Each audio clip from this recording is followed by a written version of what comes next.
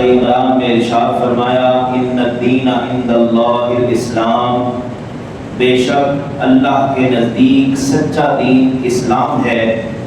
دوسرے مقام پر فرمایا وَمَن يَبْتَغِ غَيْرَ الْإِسْلَامِ دِينًا فَلَن يُقْبَلَ مِنْهُ وَهُوَ فِي الْآخِرَةِ مِنَ الْخَاسِرِينَ۔ فرمایا جو کوئی اسلام کے علاوہ کسی دوسرے دین کو تلاش کرے گا تو اس شخص کا دین اللہ کے ہاں قابل قبول نہیں ہوگا اور آخرت میں خسارہ پانے والوں میں سے ہوگا۔ تیسرے مقام پر فرمایا وَمَن يَرْتَدِدْ مِنكُمْ عَنْ دِينِهِ فَيَمُتْ وَهُوَ كَافِرٌ فَأُولَٰئِكَ حَبِطَتْ أَعْمَالُهُمْ فِي الدُّنْيَا وَالْآخِرَةِ۔ فرمایا جو کوئی تم میں سے اسلام سے پھر جائے اور پھر کفر کی حالت میں مر جائے تو ایسے لوگوں کے نیک اعمال دنیا اور آخرت میں برباد ہو جاتے ہیں۔ فرمایا یہی لوگ جہنمی ہیں اور ہمیشہ اس دوزخ میں رہیں گے۔ ان تین آیات کو میں نے بنیاد اس لیے بنایا کہ ہمیں ایک تو ہر لمحہ اللہ رب العزت کا شکر ادا کرنا چاہیے کہ اس نے ہمیں دین اسلام عطا فرمایا، اور وہ دین جسے اللہ رب العزت نے خود پسند فرمایا اور رسول اللہ صلی اللہ علیہ وآلہ وسلم جس دین کو لے کر آئے۔ اور پھر دعا کرنی چاہیے کہ اے اللہ ہمیں کسی دین پر استقامت عطا فرمانا، اور جب ہم دنیا سے جائیں تو دین کی سلامتی کے ساتھ جائیں، ایمان کی سلامتی کے ساتھ جائیں۔ اور دعا یہ بھی کیا کریں کہ جن تک ابھی اس دین کی روشنی نہیں پہنچی اللہ انہیں بھی دین اسلام کو حاصل کرنے کی توفیق عطا فرمائے۔ آج ہمارا موضوع یہ ہے کہ نیک اعمال قبول کیسے ہوتے ہیں اور اس پر استقامت کیسے اختیار کی جا سکتی ہے، کیونکہ اہل ایمان جب نیک اعمال کرتے ہیں تو اس کے بعد انہیں اس بات کا ڈر ہوتا ہے کہ کہیں ان کے یہ اعمال رد نہ ہو جائیں۔ اور یاد رکھیے یہ فقط ڈر ہمیں نہیں ہے، یہ ڈر اس امت کے عظیم ترین اور افضل ترین لوگ جنہیں ہم صحابہ کہتے ہیں رضوان اللہ علیہم اجمعین، انہیں بھی یہ خوف لاحق ہوتا تھا کہ وہ بھی اس فکر میں رہتے تھے کہ کہیں ان کے یہ نیک اعمال ریاکاری کی وجہ سے، دنیاوی شہرت کی وجہ سے یا دنیاوی مفاد کی وجہ سے رد نہ ہو جائیں، کسی بری نیت کی وجہ سے رد نہ ہو جائیں، انہیں بھی یہ فکر لاحق رہتی تھی۔ اور یہ موضوع میں نے اس لیے بھی منتخب کیا کہ دن بدن ہم موسمی مسلمان بنتے چلے جا رہے ہیں، یعنی ہم دیکھتے ہیں کہ رمضان آیا تو لوگوں نے مسجدوں کی طرف رخ کر لیا، محرم آیا تو پھر لوگوں نے جوش و خروش دکھایا، ابھی ربیع الاول آئے گا لوگ پھر نعرے لگاتے ہوئے باہر نکلیں گے اور کہیں گے ہم غلام رسول ہیں۔ اسی طرح شب معراج آئی تو لوگوں نے رو رو کے ساری رات جناب گریہ زاری کی، شب برات میں بھی یہی حال، شب قدر میں، لیکن وہ جو اخلاقی رویوں میں تبدیلی آنی چاہیے وہ نہیں آ رہی۔ ایک دم ہم پیک پر جاتے ہیں اور پھر دوبارہ زیرو پہ آ جاتے ہیں۔ بھئی جذبوں میں، ایمان میں یقیناً اس میں جو ہے ان تکمیل ہوتی ہے، ان جذبوں میں بڑھوتری تو ملتی ہے، لیکن اس کا مطلب یہ نہیں کہ جب وہ دن ختم ہو، وہ ایام ختم ہو تو پھر ہم دوبارہ صفر پہ آ جائیں، وہی بددیانتیاں، وہی سارے معاملات۔ تو نیک اعمال کو کرنا بھی ضروری ہے، اس پر استقامت اختیار کرنا اس سے بھی زیادہ ضروری ہے۔ حدیث پاک میں آتا ہے رسول پاک صلی اللہ علیہ وآلہ وسلم نے فرمایا اللہ کے ہاں پسندیدہ ترین عمل وہ ہے جو تھوڑا ہو لیکن مستقل ہو، استقامت اس کے اندر ہونی چاہیے۔ تو یاد رکھیے اعمال کی قبولیت میں بنیادی دو چیزیں ہیں، دو شرائط کا ہونا ضروری ہے جس سے عمل مقبول ہوتا ہے۔ ایک ہے اخلاص اور دوسرا وہ عمل اتباع رسول کے عین مطابق ہو۔ دونوں میں سے اگر ایک شرط بھی نہ ہو تو وہ عمل قابل قبول نہیں ہے۔ اخلاص ہو لیکن وہ عمل اتباع رسول کے مطابق نہ ہو، پھر بھی وہ عمل رد کر دیا جاتا۔ عمل اتباع رسول کے مطابق ہو لیکن اس کے اندر اخلاص نہ ہو، اس میں ریاکاری آ جائے، بدنیتی آ جائے، کچھ بھی، وہ بھی عمل کو برباد کر دیتی ہے۔ اسی لیے رسول پاک صلی اللہ علیہ وآلہ وسلم نے فرمایا جس شخص نے دین میں کوئی نئی چیز ایجاد کی، فرمایا یہ بات اس کے عمل کو مردود بنا دیتی ہے۔ وما آتاکم الرسول فخذوہ فانتہوا، فرمایا جو تمہیں رسول دے وہ لے لو، جس سے منع کریں اس سے رک جاؤ۔ دوسری شرط میں نے کہا کہ اخلاص، یہ عمل کو مقبول بناتا ہے۔ قرآن پاک میں اللہ رب العزت نے ارشاد فرمایا قل ان صلاتی ونسکی ومحیای ومماتی للہ رب العالمین، فرمایا اے میرے حبیب آپ فرما دیجئے کہ میری نماز، میری قربانی، میرا جینا، میرا مرنا اللہ کے لیے ہے۔ تو یہ اخلاص اللہ کے ہاں اعمال کو مقبول بناتا ہے۔ ریاکاری سے بچنا چاہیے، دکھلاوے سے بچنا چاہیے، کوشش کرنی چاہیے کہ جو بھی عمل کریں اس میں اخلاص بھی ہو اور وہ عمل اللہ اور اس کے رسول کے حکم کے مطابق بھی ہو اور اللہ کے رضا کے لیے بھی کیا جائے۔ اب اس کے بعد چند چیزیں آپ کے سامنے میں بیان کرنے لگا ہوں اور ہم رہنمائی لیں گے اللہ اور اس کے رسول صلی اللہ علیہ وآلہ وسلم سے کہ وہ کون سی باتیں ہیں کہ جو عمل کو مقبول بناتی ہیں، عمل کی حفاظت کرتی ہیں اور اعمال کی کنجی کی حیثیت رکھتی ہیں۔ اور آپ کنجی کی اہمیت کو تو جانتے ہیں، چابی کی اہمیت کو، تو وہ کون سے اعمال ہیں جو اللہ کی بارگاہ میں مقبول بنا دیتے ہیں؟ اس میں پہلی چیز ہے تقوی۔ سورہ آل عمران اللہ رب العزت نے ارشاد فرمایا یا ایھا الذین آمنوا اتقوا اللہ حق تقاتہ ولا تموتن الا وانتم مسلمون، فرمایا اے ایمان والو اللہ سے ڈرو جیسے ڈرنے کا حق ہے اور نہ مرنا مگر اس حال میں کہ تم مسلمان ہو۔ یعنی اللہ سے ڈرنے کا حق یہ ہے کہ بندہ اپنی استطاعت کے مطابق اللہ کے احکام کو پورا بھی کرے اور جن چیزوں سے، جن حرام کاموں سے بچنے کا کہا گیا ہے ان سے اجتناب بھی کرے۔ سیدنا عبداللہ بن مسعود رضی اللہ تعالیٰ عنہ اس آیت کی تفسیر میں کہتے ہیں، آپ نے فرمایا اللہ کی اطاعت کی جائے، اللہ کی نافرمانی نہ کی جائے۔ تقویٰ کیا ہے؟ اللہ کی اطاعت کی جائے، اس کی نافرمانی نہ کی جائے، اس کا ذکر کیا جائے، اسے بھلایا نہ جائے، اس کا شکر ادا کیا جائے، ناشکری نہ کی جائے، یہ تقویٰ ہے۔ اور یاد رکھیے دوستو، تقوی کا تعلق دل کی اس کیفیت کے ساتھ ہے جو اعمال پر اثر انداز ہوتی ہے۔ یہ کوئی ایسی بات نہیں ہے کہ کبھی تو آپ بہت زیادہ نیکی میں آگے بڑھ جائیں اور کبھی آپ کی کیفیت یہ ہو کہ آپ فرائض سے بھی غفلت اختیار کرنے لگ جائیں۔ یعنی یہ 24 آور دل کی اس کیفیت کا نام ہے جو ہر لمحے اللہ کا تقرب حاصل کرنے کے لیے ضروری ہے۔ اسی لیے امام الانبیاء صلی اللہ علیہ وآلہ وسلم نے فرمایا التقوی ہا ہنا، فرمایا تقوی یہاں ہے، تقوی دل میں ہے۔ پھر آپ نے فرمایا بے شک اللہ نہ تمہاری شکلوں کو دیکھتا ہے، نہ تمہارے مالوں کو دیکھتا ہے، فرمایا وہ تمہارے دلوں کو دیکھتا ہے اور تمہارے اعمال کو دیکھتا ہے۔ ام المومنین حضرت عائشہ صدیقہ رضی اللہ تعالیٰ عنہ نے ہمارا ایک بہت بڑا مسئلہ حل کر دیا سوال پوچھ کر۔ قرآن نے کہا نا کہ ڈرو جیسے ڈرنے کا حق ہے، تو ام المومنین نے سوال کیا یا رسول اللہ صلی اللہ علیہ وآلہ وسلم یہ ڈرنے والے لوگ کون ہیں؟ جو شراب پیتے ہیں، بدکاری کرتے ہیں، چوریاں کرتے ہیں، برے اعمال کرتے ہیں؟ آپ نے فرمایا اے صدیق کی بیٹی نہیں، اگر ان میں ڈر ہوتا تو وہ یہ کام ہی کیوں کرتے؟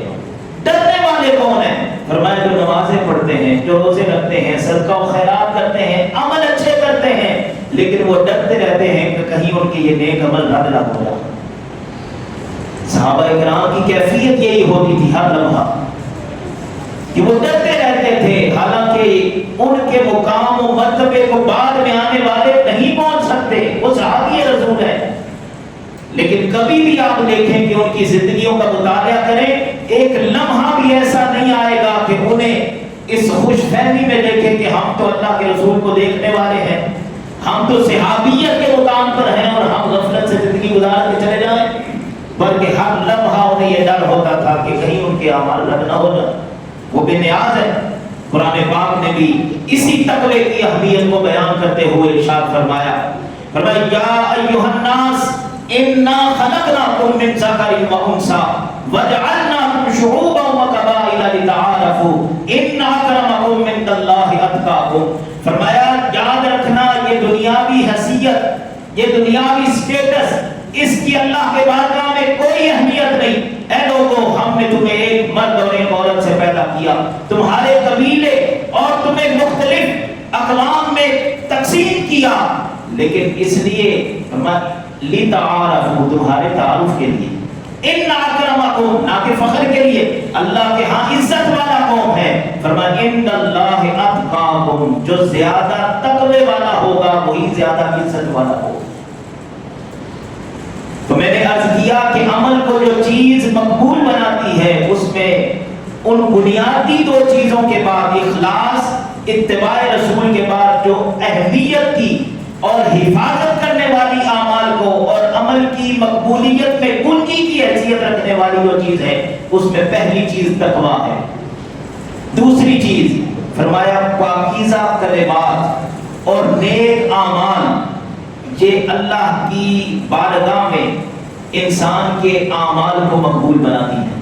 اب پاکیزہ کلمات سے قرآن پاک میں اللہ رب العزت نے ارشاد فرمایا من کان یرید العزہ فللہ العزۃ جمیعا الیہ یصعد الکلم الطیب والعمل الصالح۔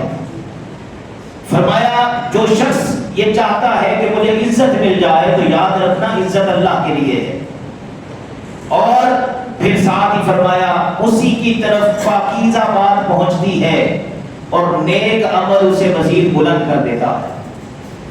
اب پاکیزہ کلمات سے مفسرین نے بیان کیا کہ اس سے مراد یہ ہے کہ لا الہ الا اللہ یہ پاکیزہ کلمہ ہے، اور عمل صالح سے مراد فرمایا فرائض کی ادائیگی اور حرام سے اجتناب، یہ عمل صالح کہلاتا ہے۔ اب یہاں پر ایک بات کی میں وضاحت کرنا چاہتا ہوں کہ لا الہ الا اللہ میں نے کہا یہ پاکیزہ کلمہ ہے، اب اس سے مراد یہ نہیں کہ ایک بندہ تسبیح پکڑے اور نکر میں بیٹھ جائے اور پڑھتا جائے لا الہ الا اللہ لا الہ الا اللہ، اور اسے دنیا کی کوئی غرض و غایت نہ ہو، وہ کہے کہ دنیا کے معاملات دنیا کے سپرد ہے، میں تو بس یہ کلمہ پڑھوں گا۔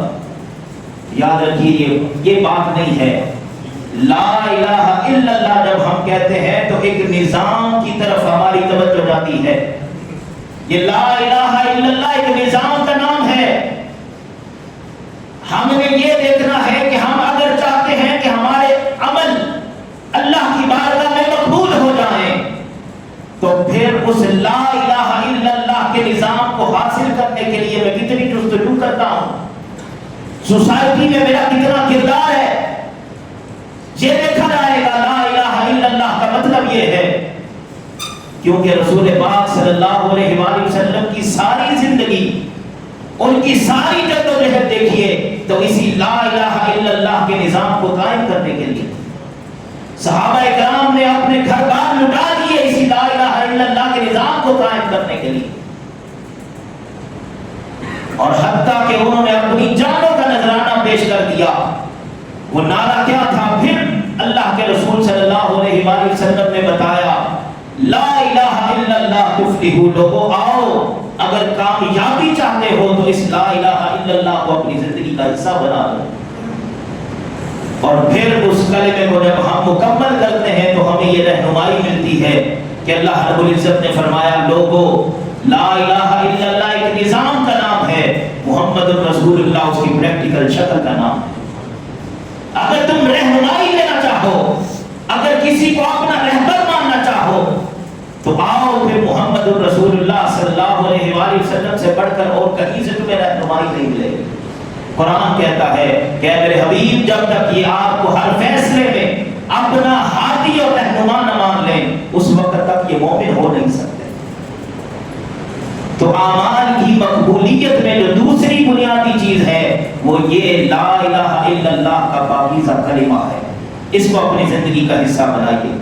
تیسرا طریقہ اور تیسری بات جو عمل کو مقبول بناتی ہے، وہ اگر ہم دیکھیں انبیاء علیہ السلام کی سیرت کا مطالعہ کریں تو جتنے بھی انبیاء آئے ہیں وہ کوئی بھی عمل کرتے اس کے بعد اللہ کی بارگاہ میں التجا کرتے، دعا کے لیے ہاتھ اٹھا لیتے۔ اب دیکھیے میں بہت ساری مثالیں دے سکتا ہوں، لیکن دو مثالیں آپ کے سامنے رکھتا ہوں۔ جد الانبیاء جناب سیدنا ابراہیم علیہ السلام، اللہ نے حکم دیا کہ کعبۃ اللہ کی تعمیر کریں، تو آپ دیکھیے نا کہ اللہ نے حکم دے دیا تو کعبۃ اللہ تعمیر ہو گیا، حکم کی بجا آوری ہوگی، آپ دعا کرنے کی کیا ضرورت ہے؟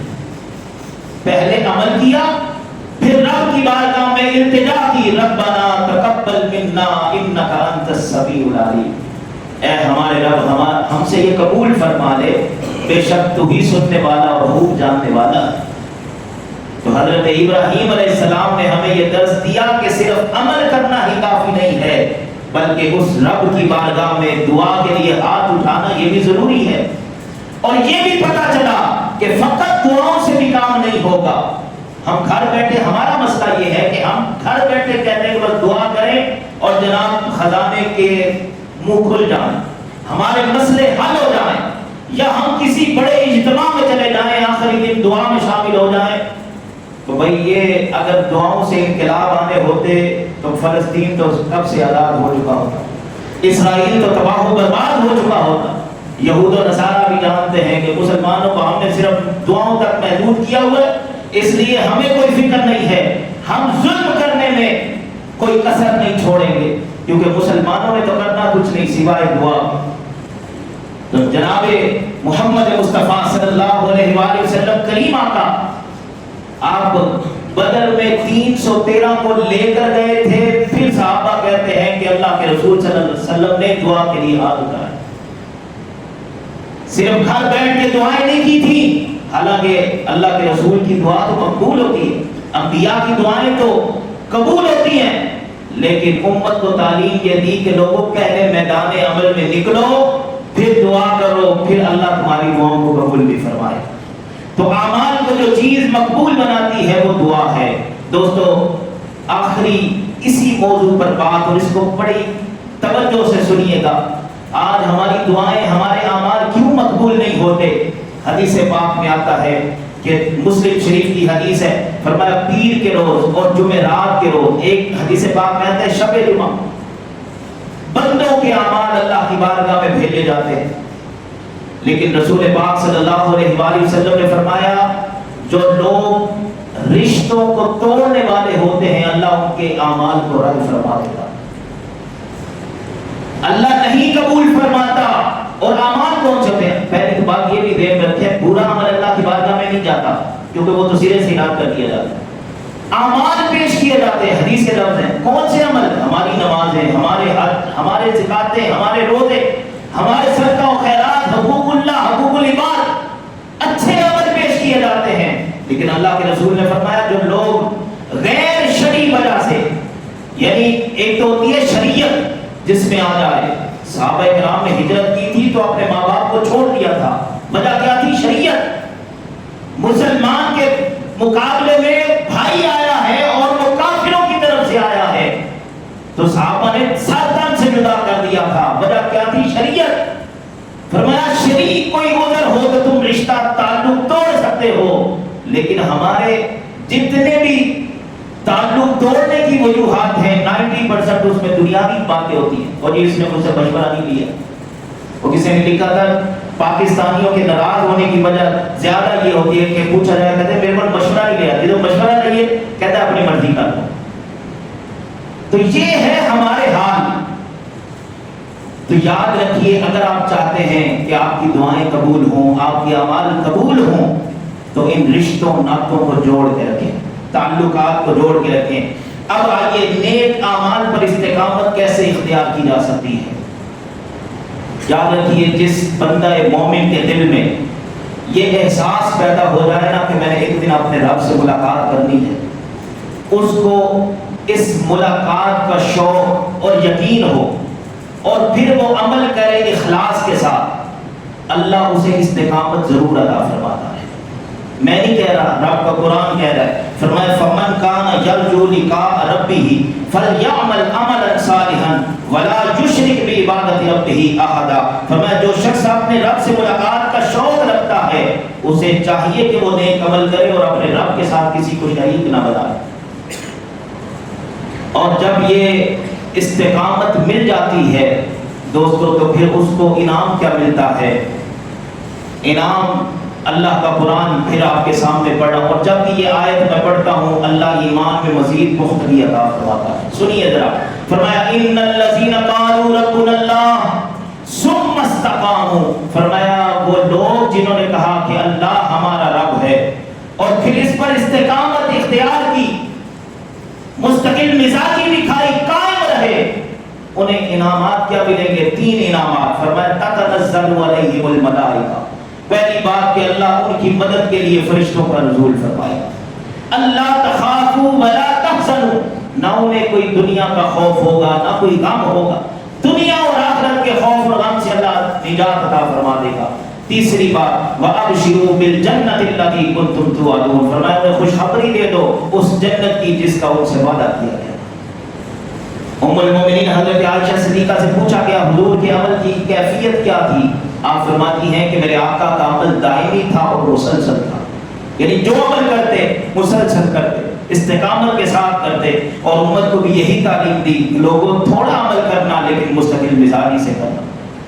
میں نے شروع میں کہا تھا کہ یہ موضوع میں نے اس لیے منتخب کیا ہے کہ دن بدن لوگ موسمی مسلمان بنتے چلے جا رہے ہیں، کوئی دن دہاڑ آیا تو لوگوں نے جذبے کا اظہار کیا پھر وہی زیرو پر چلے گئے، یعنی ہماری منافقت کا تو یہ عالم ہے کہ پورا سال ہم یزیدیت کے ساتھ جڑ کے رہتے ہیں، اور 10 محرم آیا تو ایک دیگ پکائی اور کہا کہ ہم حسینی ہیں۔ امام حسین کیوں نکلے تھے میں تفصیلات کے نہیں جاتا، لیکن یاد رکھیے یزید معاشی کرپشن کا موجب تھا، سیاسی کرپشن کا موجب تھا، اخلاقی کرپشن کا موجب تھا، تو سارا سال ہم اسی یزیدی نظام کے ساتھ جڑ کے رہے اور پھر صرف نعرہ لگا کر کہیں کہ ہم حسینی ہیں، تو یہ حسینیت ایسے نہیں ملتی۔ مستقل مزاجی اپنائیے، اور دنیا کے حالات تیزی سے چینج ہو رہے ہیں، لیکن اس چکا چوند میں کبھی بھی اور اپنی مصروفیات میں کبھی بھی اپنے ان غزہ کے بھائیوں کو نہ بھولیے گا، کیونکہ اس وقت وہ بمبارڈمنٹ سے نہیں مر رہے، کفر کے ظلم کی وجہ سے نہیں مر رہے، بلکہ 57 اسلامی ملکوں کی بے حسی کی وجہ سے مر رہے ہیں، وہ بھوک اور پیاس کی وجہ سے بلک بلک کر مر رہے ہیں۔ علامہ محمد اقبال نے انہی حالات کی ترجمانی کی تھی، آپ کے سامنے رکھتا ہوں اور بات مکمل کرتے ہیں۔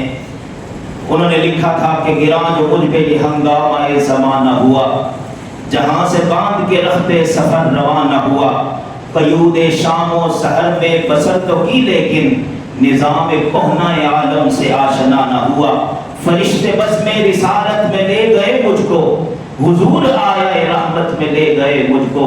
علامہ کا تخیل دیکھیے، اور صرف یہ علامہ کے ساتھ نہیں ہوگا بلکہ ایک دن ہماری آنکھیں بھی بند ہوں گی تو قبر میں پہلی ملاقات رسول اللہ کے سامنے ہوگی، فرشتے پوچھیں گے ما کنت تقول فی حق ھذا الرجل محمد، بتانے والے اس ہستی محمد مصطفیٰ صلی اللہ علیہ وسلم کے بارے میں کیا کہا کرتا تھا؟ اگر وہاں کہہ دیا کہ میں غلام رسول ہوں، یہ میرے آقا ہیں، تو آقا نے پوچھ لیا کہ میری امت تو تڑپ رہی تھی غزہ میں، تو ان کے لیے کیا کر کے آیا؟ وہ تو بھوک اور پیاس کے ساتھ تھے، تیرا عملی کردار کیا تھا؟ دوستو صرف رسول اللہ کے سامنے نہیں، قیامت کے روز اللہ بھی سامنے کھڑا کر کے پوچھے گا۔ حدیث قدسی ہے، فرمایا اللہ پوچھے گا بندے میں بھوکا تھا، تو نے مجھے کھانا ہی نہیں دیا، میں پیاسا تھا، میرے پاس کپڑے نہیں تھی، بندہ کہے گا مولا تو کھانے سے پاک، تو پینے سے پاک، تو کپڑوں سے پاک، تو اللہ فرمائے گا کیا تیرے کان تک آواز نہیں آئی تھی کہ میرے کچھ بندے بھوک سے مر رہے تھے، میرے کچھ بندے پیاس سے مر رہے تھے، کسی کے پاس لباس نہیں تھا، بتا تو صحیح تو نے ان کے لیے کیا کیا؟ اس وقت ہمارے پاس کوئی جواب نہیں ہوگا، ہم کیا صرف بے حسی کی تصویر بنیں گے اس وقت کہ ہم تو جو کام تھوڑا بہت کرتے بھی تھے ان کو بھی کہہ دیتے تھے پتہ نہیں نہ کوئی پہنچنا بھی ہے کہ نہیں پہنچنا. ہم تو تنقید کرنے والوں میں سے تھے. الحمدللہ اس مرکز النور سے ہمیشہ اہل غزہ کے لیے مدد گئی ہے. میں پھر آپ سے کہوں گا کہ یہاں ہمارے مستقل مزاج نمازی ہیں، ہمارے طارق صاحب ہیں، ان سے آپ رابطہ کریں، پہنچ جاتی ہیں چیزیں. لیکن آئیے اس تخیل کی طرف جو علامہ نے پیش کیا. فرمایا فرشتے بس میں رسالت میں لے گئے مجھ کو، حضور آیا رحمت میں لے گئے مجھ کو. کہا حضور نے اے اندلیب باغ حجاز، کلی کلی ہے تیری گرمی نواز گداز. نکل کے باغ جہاں سے برنگ بو آیا، ہمارے واسطے کیا تحفہ لے کے تو آیا. اب جواب سنیے.